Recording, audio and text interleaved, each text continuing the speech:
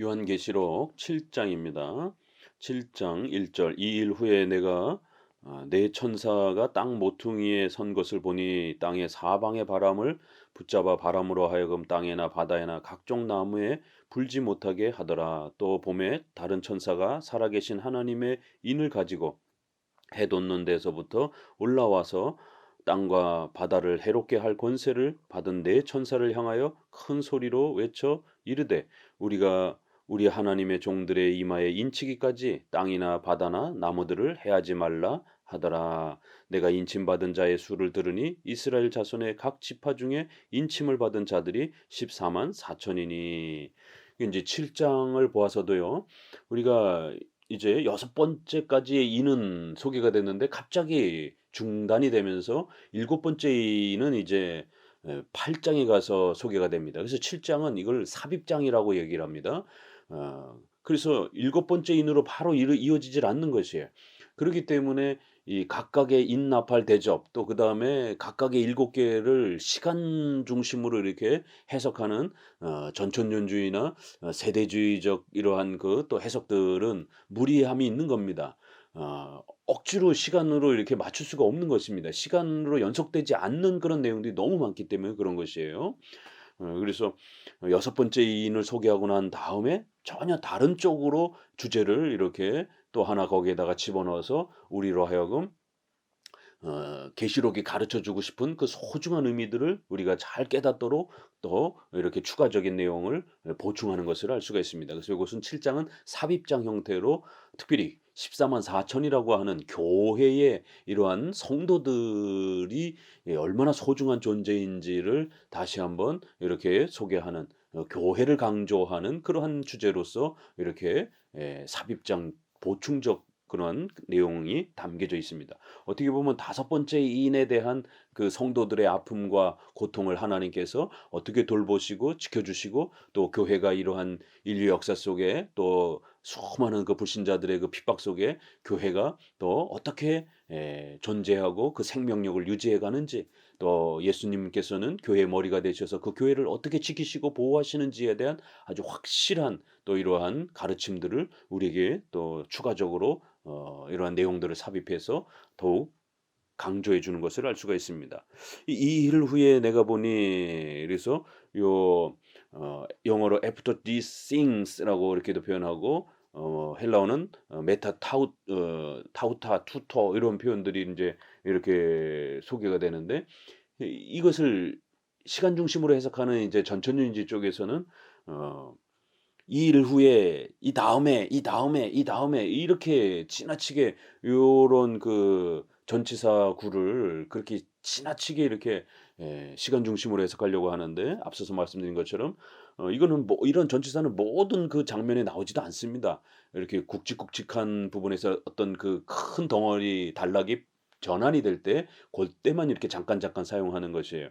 다음에는 그리고 이제 뭐 이런 정도로의 이렇게 하나의 문장에 이렇게 예 중간 정도의 이러한 그 어 쓰임새 정도로 이렇게 표현하는 것 정도로 보면 됩니다. 어 여섯 번째 인이 때였으면 일곱 번째 인으로 바로 진행되어야 되는데 이걸 만약에 너무 시간 중심으로 본다라면 그럼 여기서 네 천사가 땅 모퉁이에 선 것을 보니 이러면서 각 천사들이 일을 하고 있는데 다른 천사가 또 이렇게 등장을 하면서 그러면은 이제 이 일곱 천사와 또 다른 천사의 활동 문제 그다음에 여기서 또 다른 인을 가지고 또 뭔가를 이렇게 제시하는 이제 이런 내용. 그럼 이 또 다른 인은 또 일곱 개의 인과 그럼 여덟 번째 인입니까? 그러면은 이게 아직 일곱 번째 인은 8장 1 절에 나오는데 그러기 때문에 이거 인제 시간형 중심으로 해석하기가 어렵다라는 거예요. 이것은 다시 한번 비유와 상징을 통해서 교회를 다시 한번 설명하는 것이에요.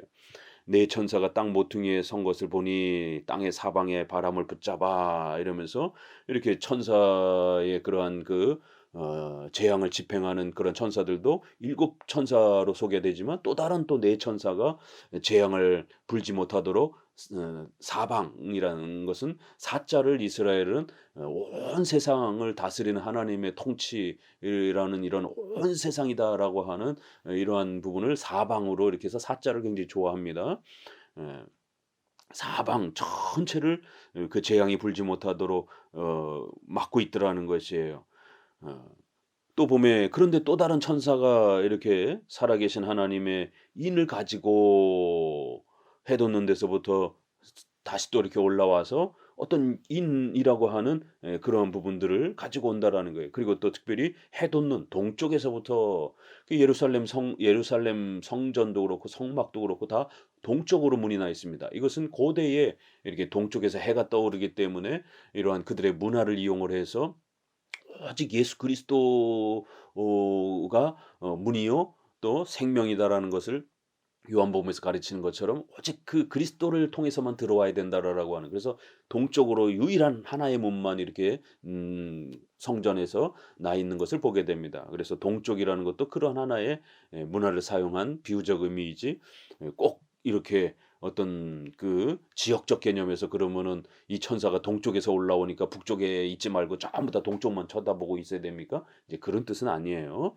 그래서 이제 인이라고 하는 것도 여기서 이 인이 도대체 뭔가 이렇게 보게 되면 이건 출애굽기에 인제 그러한 출애굽 그 직전의 장면을 끌어다가 이렇게 신약적 교회의 모습을 소개하는 것이에요.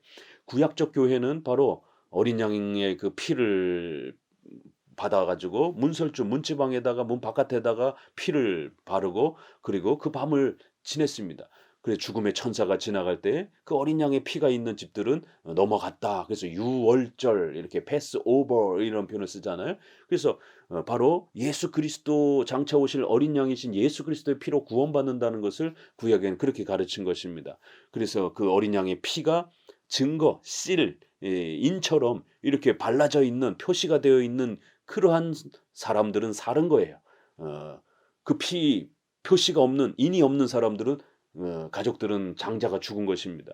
이렇게 구약의 그 출애굽을 통해서 구원받은 성도들의 그 모습을 신약에 이렇게 또 가지고 와서 신약에도 비슷하게 그렇게 하나님이 주신 그런 표시 인을 이렇게 그 종들의 이마에다가 이렇게 인치는 장면으로 소개가 됩니다. 구약에는 집에다가 인제 인을 쳐서 그 가족들이 구원받는 장면이고, 이제 신약에서는 그러한 표시를 인제 개개인에게 이렇게 또 이렇게 인쳐 주면서 그 피로 어린 양의 피로 그 표시로 구원을 받는 이러한 장면들을 소개합니다.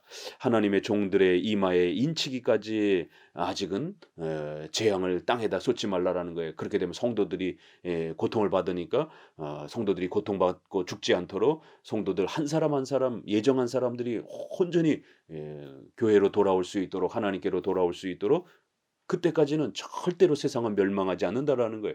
여기도 이 다섯 번째 인을 거의 그대로 옮겨 놓은 것처럼 이 땅에 많은 고난이 있을 것이다라는 거예요. 음 그렇지만 예정받은 하나님의 백성들은 단 한 사람도 빠짐없이 그렇게 인침을 받는 어린 양의 피로 그렇게 표시를 받는 구약의 그런 것처럼 우리가 예수 그리스도의 피로 구원받아 그리스도에게로 초대가 되는 이런 구원의 은혜를 단 한 사람도 빠짐없이 모두가 그렇게 완벽하게 성취될 때까지 세상이 멸하거나 그렇게 없어지도록 하면 안 된다라는 것이에요.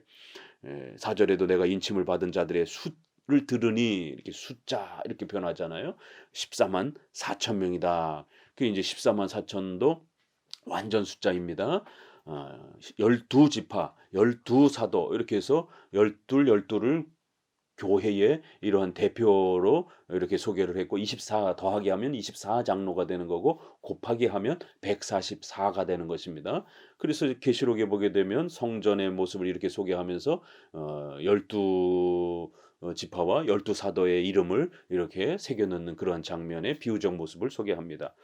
이렇게 14만 4천이라고 하는 것은 그렇게 12 곱하기 12 144에다가 10도 완전 숫자입니다. 그래서 1000이 10을 3번 반복하니까 배수가 되니까 1000이라고 하는 그런 완전한 그러한 형태처럼 그런 하나님의 예정의 완벽성을 이렇게 숫자로 전환해서 표현하는 것입니다. 그래서 한 사람도 빠짐없이 11도 아니고 13도 아니고 하나님이 예정하신 그 모든 숫자들 단 한 명도 빠짐없이 완벽하게 하나님 앞으로 돌아올 때까지 세상은 멸하지 아니하고 반드시 교회가 존재하며 그 전도의 활동들을 통해서 교회의 복음의 사역들을 통해서 구원받은 자들이 초대되어질 때까지 하나님의 이 역사는 계속 진행될 것이다라는 거예요. 그래서 교회가 붕괴되어져 가는 그런 전멸되는 것 같은 그런 시대, 바로 엘리야 시대 때도 엘리야가 나만 남았습니다라고 하니까 아직도 바알에게 무릎 꿇지 않은 신앙이 변절하지 않는 자들 7천 명이나 남아 있다 이렇게 말하는 거예요. 거기도 7자는 완전 숫자인 거예요. 천이라고 하는 또 배수가 붙은 겁니다. 그러면은 7,001명은 안 됩니까? 6,999명은 안 됩니까? 그런 뜻이 아니라 에, 전멸당한 아합 왕과 이세벨에 의해서 교회가 전멸당한 것처럼 선지자들을 다 죽이고 엘리야도 죽이려고 그렇게 혈안이 되어 있고 교인들을 다 죽이는 이러한 심각한 교회의 전멸 위기가 닥친 것처럼 보여지는 때도 역시 하나님이 또 교회를 보호하시면서 하나님의 교회가 완벽하게 그렇게 완전한 하나님의 예정의 그러한 성취가 이루어지면서 섭리의 역사를 따라 교회가 보호되어질 것이다라고 약속하는 겁니다. 여기도 그렇게 14만 4천 명 여호와 증인들이라든가 세대주의자들이 이거를 성도의 구원받은 천국 가는 1차 숫자로 이렇게 해석을 해가지고 14만 4천 명 문자적으로 해석해서 그 숫자 안에 들지 못하면은 7년 대환란을 겪는다 그러면서 1차 휴거가 될 때 14만 4천 명만 들어간다라고 그러면서 그렇게 해석을 합니다. 이거 로마 카톨릭적 해석이죠. 로마 카톨릭의 성인 개념이 있는 겁니다. 그래서 교황이 성인으로 그렇게 구별해 주면 그 사람들은 바로 천국에 가고 나머지는 전부 다 연옥에 떨어진다라고 하는. 그러니까 이게 새로운 게 아닙니다. 결국 옛날에 그 이단적 가르침들이 계속 반복이 되는 것이에요. 이 1차 구원받는 자, 2차 구원받는 자, 3차 구원받는 자 이런 식으로 해석하면 안 되는 겁니다. 이거는 구원받은 자들의 예정받은 자들의 모든 완전한 숫자 이런 표현인 겁니다. 그래서 수라는 걸 강조하고 14만 4천이라는 걸 강조하고 그래서 인쳤다라는 것을 이렇게 강조하는 것입니다. 그리고는 이제 5절부터 그 구약의 12지파를 소개하는 거예요. 5절 유다 지파 중에 인침을 받은 자가 1만 2천이요 르우벤 지파 중에 1만 2천이요 갓 지파 중에 1만 2천이요 아셀 지파 중에 1만 2천이요 납달리 지파 중에 1만 2천이요 므낫세 지파 중에 1만 2천이요 시므온 지파 중에 1만 2천이요 레위 지파 중에 1만 2천이요 이사갈 지파 중에 1만 2천이요 스불론 지파 중에 1만 2천이요 요셉 지파 중에 1만 2천이요 베냐민 지파 중에 인침을 받은 자가 1만 2천이라. 이 12지파를 다시 한번 구약의 12지파를 끌어다가 이렇게 교회는 1만 2천 12도 완전 숫자라고 말씀을 드렸죠. 거기에다가 또 천이 붙는 것입니다. 그래서 이스라엘 백성들이 1201명은 없습니까? 어떻게 이렇게 똑같이 1200 1만 2천 명만 이렇게 있습니까?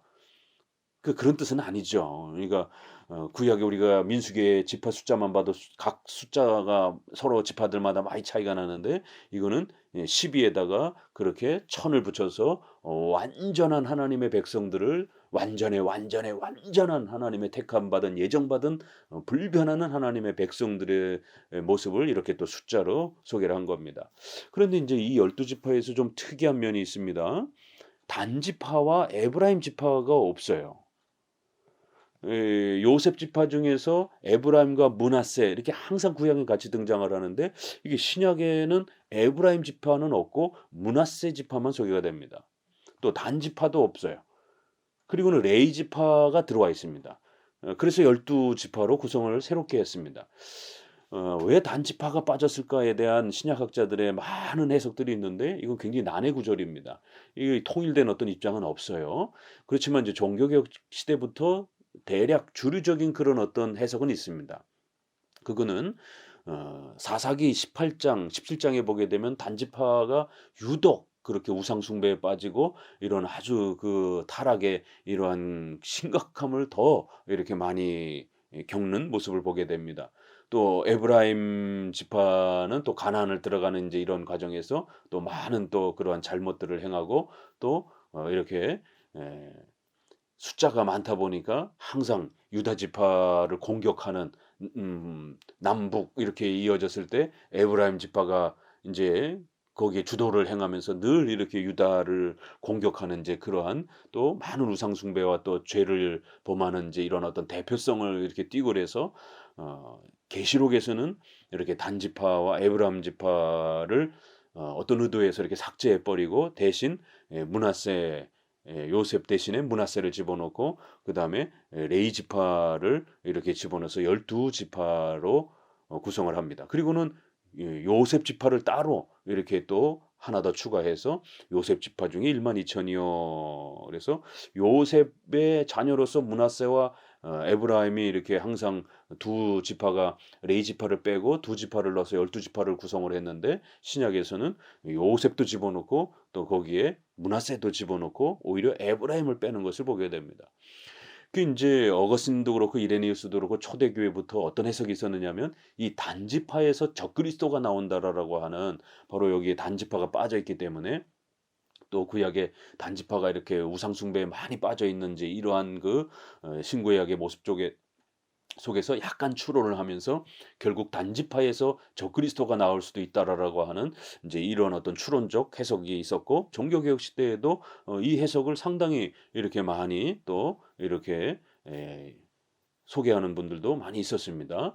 요 고 정도가 좀 이제 이렇게 주류 입장이었고 또 여러 해석들이 있지만 그거는 인제 또 다양한 해석들입니다. 그리고 인제 여기에서는 유다 지파가 가장 먼저 이렇게 대표성을 가지면서 아브라함과 다윗의 자손 바로 유다 지파에서 예수님이 오시기 때문에 이제 신약의 교회는 바로 예수 그리스도를 통해서 그렇게 초대받은 하나님의 백성들임을 요렇게 12 지파를 12 지파를 소개하는 순서 또 그다음에 12 지파의 그 이름이 또 구성되는 방식 요걸 통해서 이렇게 또 신약적 교회와 구약적 교회가 동일하면서도 또 신약적 교회가 쪼끔 더 그렇게 선명하게 그 차이가 나는 부분들을 좀 더 강조하는 그런 면들이 있습니다. 9 절에는 "이 일 후에 내가 보니 각 나라와 족속과 백성과 방언에서 아무도 능히 셀 수 없는 큰 무리가 나와 흰옷을 입고 손에 종려 가지를 들고 보좌 앞과 어린 양 앞에 서서 큰 소리로 외쳐 이르되 구원하심이 보좌에 앉으신 우리 하나님과 어린 양에게 있도다 하니 모든 천사가 보좌와 장로들과 네 생물의 주위에서 있다가 보좌 앞에 엎드려 얼굴을 대고 하나님께 경배하여 12절 이르되 아멘 찬송과 영광과 지혜와 감사와 존귀와 권능과 힘이 우리 하나님께 세세토록 있을지어다 아멘 하더라. 자 그리고는 이제 다시 또 한번 그 하나님의 백성들을 이렇게 표현합니다. 여기도 보니까 또 이 일 후에 이렇게 해서 이거를 시간으로 이렇게 연결하기는 굉장히 어렵습니다. 요 지파를 소개하고 난 다음에 그다음에 이거는 무슨 뭐 이렇게 사건이 연속되는 것도 아니기 때문에 이거를 갖다가 이건 하나의 어떤 그 큰 내용을 소개를 하는 것인데 이게 무슨 사건이라면 좀 이렇게 시간으로 연결하기가 쉽지만 이건 어떤 특정한 내용을 이렇게 소개하는 그런 장면에 12 지파 소개와 여러 민족들의 이러한 그 소개를 이걸 어떻게 시간으로 연결할 것입니까? 예 그래서 이런 "이 일 후에"라는 단어를 너무 이렇게 집중하면 안 됩니다. 각 나라, 족속, 백성, 방언 이렇게 아주 셀 수 없는 큰 무리 그래서 앞부분에는 144,000 명이라고 해서 한 사람도 빠짐없는 수의 그 완벽성을 이렇게 예정의 완벽성을 숫자로 표현을 했고 뒷부분에서는 셀 수 없는 큰 무리다 이렇게 해서 하나님의 택한 백성들이 얼마나 많을 것인지를 또 이렇게 강조합니다.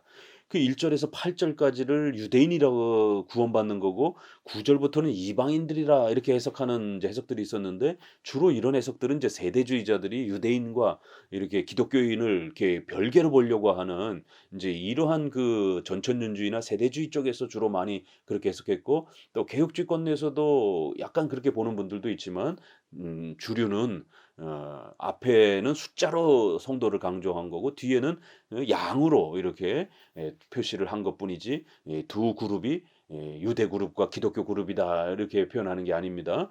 유대인들 중에서도 택한 백성들이 로마서 11 장인 것처럼 바울이 나와 같이 모든 유대인이 멸망한 게 아니라 나와 같이 택함 받은 유대인들이 있다 이러면서 예정론을 강조한 것처럼 유대인들 중에서도 택함 받은 유대인들이 구원받는 거고 또 이방인들 중에서도 택함 받은 백성들이 예정된 백성들이 구원받는 것이에요. 이 유대인들은 집단적으로 이렇게 유대인들 전체가 구원받는 것처럼 이렇게 해석하는 것은 이건 백투 예루살렘이라든가 시오니즘이라든가 이런 세대주의의 이러한 그 유대인 중심의 구원 논을 펼치는 이런 형태로 빠질 수 있기 때문에 조심해야 됩니다. 뒤에서는 이렇게 엄청난 하나님의 예정된 백성들이 어마어마한 백성들이 온 세상으로부터 모여지게 될 것이다. 이 나라, 족속, 백성 이거 다 이렇게 같은 말을 이렇게 반복하는 거잖아요. 표현을 약간씩 바꿔서. 결국 그들이 하나님께로 나와 어린 양께로 나와서 이제 경배와 찬양을 외칩니다.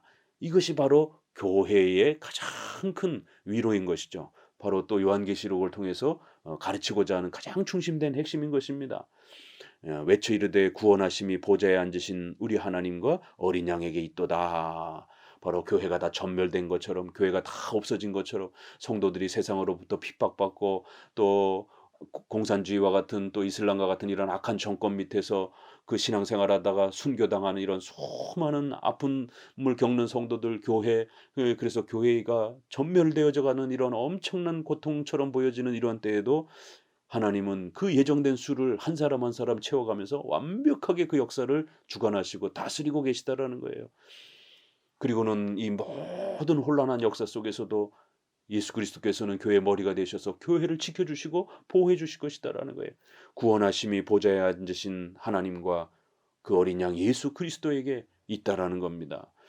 이 모든 혼란한 역사 속에서도 우리를 구원해 주시고 우리를 이신칭의를 통해서 죄로부터 구원하여 주셔서 하나님의 백성으로 세워주시는 바로 이 위대한 기독교의 복음이 지금도 여전히 그렇게 외쳐지고 또 펼쳐가고 있는 것입니다. 그것이 때로는 좀 더 이렇게 종교개혁 시대처럼 더 활활 타오르는 것이고 또 종교개혁 시대 때도 로마 가톨릭을 통해서 얼마나 많은 핍박들이 있었습니까? 또 그런 핍박도 또 받는 그런 역사 속에 있다 할지라도 교회는 또다시 열매를 맺고 또다시 성장해 가고 또 하나님의 예정된 그 위대한 백성들이 차기까지 그렇게 굳건히 하나님의 보호하심 속에서 그렇게 존재해 가는 것입니다. 그래서 모든 성도들이 또 장로들이 내 생물 주위에 서서 경배와 예배를 찬양을 부르는 것처럼 온 성도들은 하나님과 어린 양 예수 그리스도를 경외하고 예배하면서 그렇게 살아갈 것이다라는 거예요. 13절 장로 중 하나가 응답하여 나에게 이르되 이 흰옷 입은 자들이 누구며 또 어디서 왔느냐 내가 말하기를 내 주여 당신이 아시나이다 하니 그가 나에게 이르되 이는 큰 환란에서 나오는 자들인데 어린 양의 피에 그 옷을 씻어 희게 하였느니라.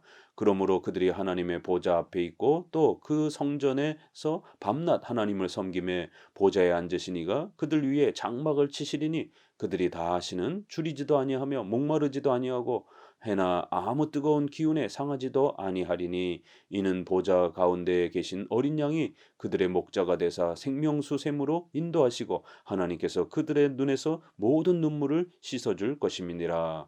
이게 바로 다섯 번째 인을 이렇게 확대해서 7장에서는 교회가 얼마나 소중하고 또 하나님께서 예수님께서 교회를 얼마나 놀랍게 보호해 주실 것인지를 깨닫고 이 환난과 고난 속에서 성도들은 두려워하지 말고 신앙을 포기하거나 좌절하지 말고 꿋꿋이 신앙을 지키면서 살아가라는 것이에요.